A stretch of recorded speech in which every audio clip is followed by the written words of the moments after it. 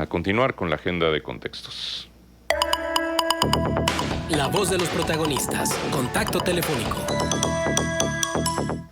Bueno, nos da mucho gusto poder conversar con Marco Zamarripa, director del CCI Laguna, sobre el reporte más reciente de incidencia delictiva. La semana pasada conversamos con Francisco Rivas, director del Observatorio Nacional Ciudadano, y señalaba que el balance en términos generales de las estrategias de seguridad en el país, que parece no haberlas, salvo esfuerzos desconectados o decisiones desarticuladas del gobierno federal, pues ha reflejado en que en 2 años y medio se han duplicado, por ejemplo, las cifras de desapariciones al pasar de 40,000 a más de 83,000. También que en México se registra un homicidio cada 15 minutos y un feminicidio cada 8 horas. En términos generales, algunas de las cifras que revisábamos la semana pasada con Francisco Rivas.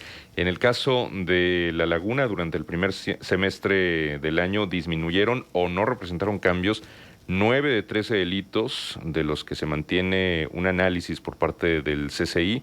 Sin embargo, bueno, violaciones y violencia intrafamiliar se aumentaron en la zona metropolitana de La Laguna. Marco, gracias por estar con nosotros. Como siempre, Marcela Pámanes, Arturo González, Manuel Cerrato, te saludamos. Y si nos pudieras compartir este balance general de incidencia delictiva en La Laguna. Y así es.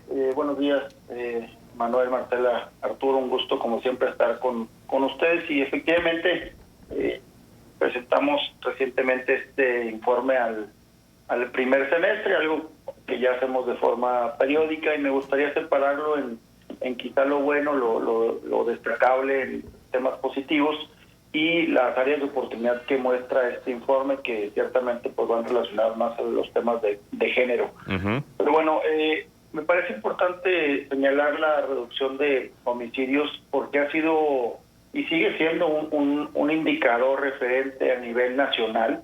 Todo el mundo se centra prácticamente cuando van reduciéndose los homicidios, entonces las cosas van mejorando. Sin embargo, pues bueno, vemos que esto es algo, o debería ser algo mucho más integral, no solamente basarnos en este indicador. Sin embargo, aquí en la zona metropolitana vemos una reducción muy significativa.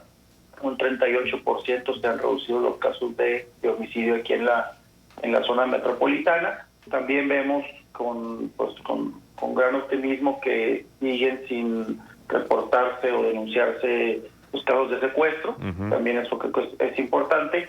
Hay una leve mejoría también en los robos patrimoniales, aunque vemos que se concentra cada vez más en ciertas partes, hay una concentración. Y destaco también, creo que es importante, si bien no en cifras oficiales, sí en los casos de la mejoría en la percepción de inseguridad, que pues llega a su mejor evaluación desde el 2016, en donde se incorporó la zona metropolitana en este estudio por parte del INEGI, que hace de forma trimestral, y podemos ahí concluir que en los últimos 9 meses 70,000 laguneros que se sentían inseguros ahora pasaron a sentirse seguros. Creo que empezamos a ver un poco del reflejo de esta reducción en estos delitos que causan más impacto en la percepción de seguridad, esta reducción acompañada ya también de una mejoría en la percepción. Creo que esos son los aspectos que yo destacaría como positivos aquí en la zona metropolitana. Obviamente también lo que mencionó Francisco, que quizá esta región sea de las únicas o de la única que quede en el resto del país, que si bien había tenido una crisis de inseguridad muy elevada, habían mejorado su situación y al menos se han mantenido con índices bajos. Muchas otras fue la misma tendencia, hoy vuelven a vivir crisis de seguridad. Quizá mencionó los casos de La Laguna y Tampico, algo muy parecidos. Uh-huh. Pero bueno, creo que eso también es relevante. Sí. Bueno, ahora lo notan, donde hay creo que área de oportunidad importante, ¿no? Creo que estamos viendo otra pandemia, la violencia que viven cada vez más mujeres en este país. Me preocupa muchísimo que la casa se haya vuelto el lugar más peligroso para las mujeres. Esto creo que no podemos concebirlo así, cuando debería, creo yo, ser el lugar donde deberíamos todos, no solo las mujeres, sentirnos más seguros, ¿no? Y desgraciadamente, pues ahí es donde está ocurriendo la violencia, ¿no? Casos de violencia intrafamiliar, casos de las violaciones, donde pues gran parte de ellas ocurre dentro de la casa de la víctima, ¿no? Y en datos de este informe, pues vemos que la violencia familiar subió un 16% como zona metropolitana, pero en Torreón subió un 25%.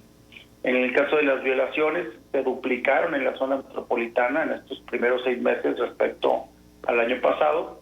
De 65 pasaron a 137, un 110%, pero en Torreón pasaron de 23 a 72, es decir, a más del triple. Claro. En Gómez Palacio también hubo un incremento, un poco menos significativo, pero también pasaron de 20 a 30.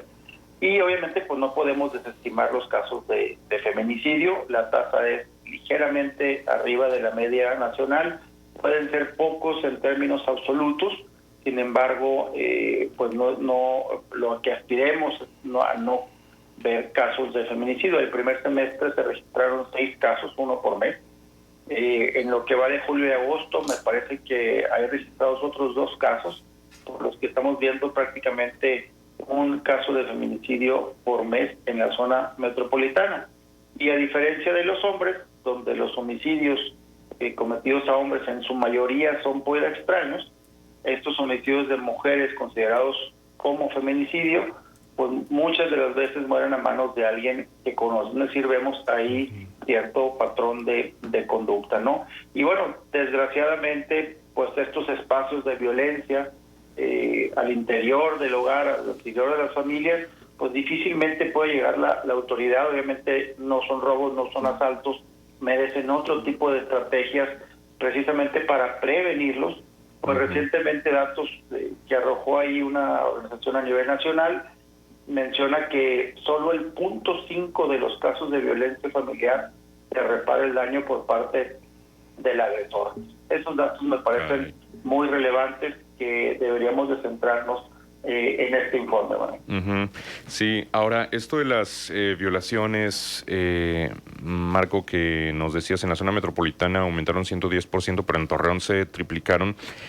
¿Cuáles son, si se tiene registro de ello, los escenarios donde están ocurriendo? ¿También las viviendas? Sí. Mira, por lo general las violaciones las cometen algún conocido, alguien cercano a la víctima. Por lo general ocurren en la casa de la víctima. Sí, son datos que nos ha facilitado el Centro de Justicia, de que le agradecemos que nos haya facilitado información para precisamente tratar de identificar patrones de conducta. Sabemos que hacen un trabajo muy importante, sin embargo son tantos los casos pues que difícilmente tienen capacidad para atenderlos a todos, ¿no? Ojalá tengamos más centros de justicia para la mujer.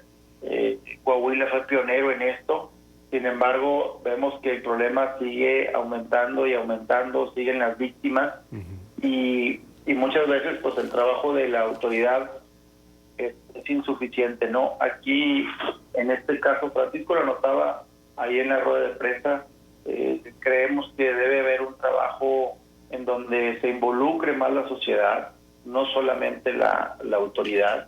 Definitivamente creo que hay que educar, por supuesto, a las mujeres, ¿verdad? Que en su gran mayoría son las víctimas, son las primeras que ayudan a socializar con los hijos, pero también creo que tenemos la obligación todos, no solamente la autoridad, de educar también a los hombres, porque desde temprana edad deben de entender que las personas no pueden ser discriminadas por su condición de sexo. Creo que hay una gran oportunidad, porque estos escenarios que se viven dentro del hogar, pues también son testigos de niños, de niñas, que ver la violencia cada vez más frecuente, pues llegan a normalizarla y ven que es normal que el papá agreda a la mamá de forma psicológica, de forma verbal, de forma física, de forma económica también.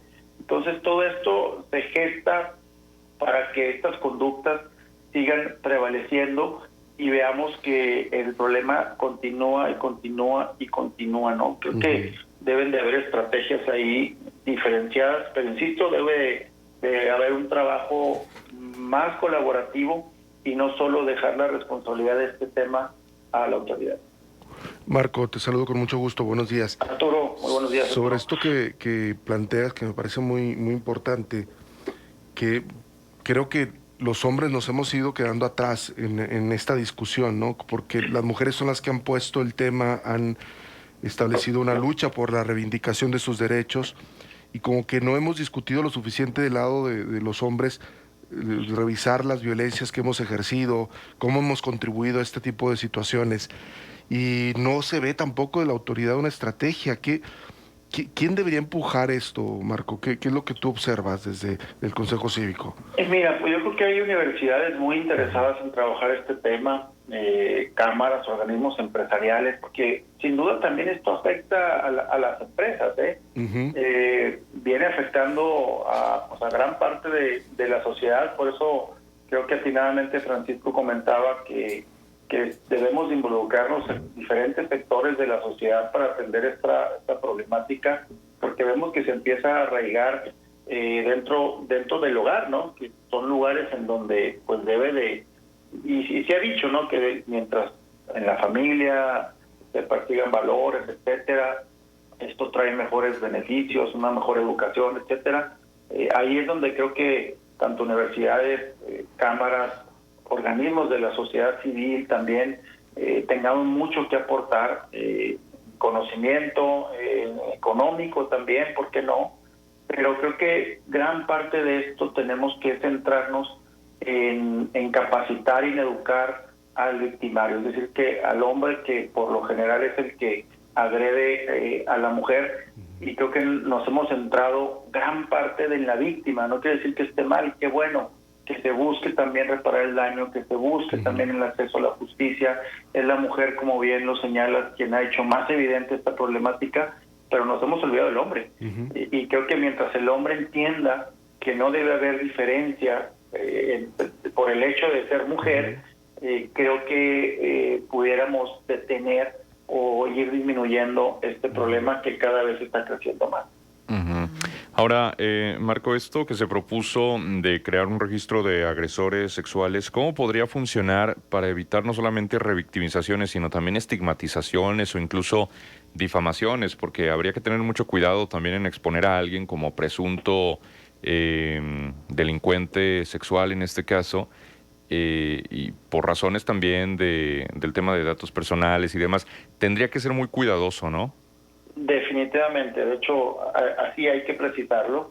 Este registro en algunos otros estados ha funcionado, en otros ha sido un rotundo fracaso, precisamente por lo que tú comentas. Muchas veces se alimenta este padrón de imputados o de presuntos responsables, y el objetivo aquí es que solamente se publiquen datos de personas ya sentenciadas, para precisamente evitar que se revictimice. Aquí creo que es más un aspecto inhibidor para que el agresor pueda pues reconsiderar agreder a la mujer, ¿no? Más allá de incrementar las penas, etcétera, pues claro, es buscar también otro tipo de opciones que puedan, como ya mencioné, pues inhibir o hacer que la probabilidad de que suceda un caso de agresión sexual o agresión familiar no quede en la impunidad, y pueda buscarse también pues un acceso a la justicia y la reparación del daño, ¿no? Insisto, muchos de estos casos pues difícilmente llegan a repararse el daño y difícilmente a sancionar al victimario. Muy bien, Marco, pues como siempre, muchísimas gracias por estar con nosotros y por ofrecernos esta información sin duda de sumo interés. ¿Dónde se puede consultar? Está dentro de la página del CCI, www.ccilaguna.org.mx. Hay un apartado del MITLAC, que es el Monitoreo de Ciencia Delictiva, y ahí están todos los reportes. Como estará ahí a la mano como más reciente. Insisto, lo hacemos pues con el objetivo de que sea muy muy claro. Hay gráficas, hay mapas de calor, hay gráficas de tendencia muy interesantes, que pues nos dan cuenta de lo que se ha avanzado, pero también es donde hay que trabajar. Muy bien. Bien. Gracias, Marco. Gracias, Marco. Hasta Gracias luego. a ustedes. luego. Muy buenos días. Hasta Buena luego. semana. 8 de la mañana con 28 minutos. Los mapas de calor son muy útiles, Sí. porque la verdad Exacto. es que te refieren la peligrosidad del lugar y el comportamiento delictivo que se está teniendo en ese momento. Habría que hacer un esfuerzo más importante para difundirlos y que la gente los tuviera siempre a la mano. Bueno, son las 8 con 28. Vamos a la pausa y regresamos. Contextos.